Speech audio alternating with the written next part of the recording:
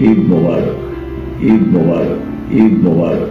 আসসালামু আলাইকুম। আমি নারায়ণগঞ্জবাসীকে আমাদের বাংলাদেশ জাতীয়তাবাদী দল এবং বাংলাদেশ জাতীয়তাবাদী দলের ভারপ্রাপ্ত চেয়ারম্যান জনাব তারেক রহমান সাহেবের পক্ষ থেকে ঈদের শুভেচ্ছা জানাচ্ছি।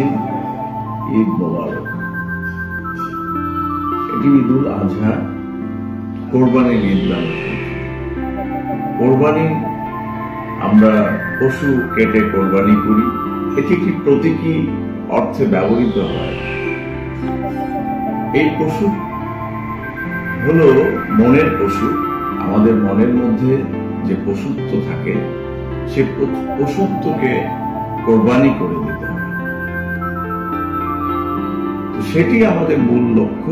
আমরা যেন আমাদের মনের সকল পশুত্বকে কোরবানি দিয়ে হিংসা, বিদ্বেষ, রাহাজানি, হানাহানি, মারামারি, কাটাকাটি এবং যত প্রকার অন্যায় রয়েছে সবকিছুকে বিসর্জন দিয়ে আমরা যেন পরিশুদ্ধ হতে পারি, সেটির নামই আসলে কোরবানি।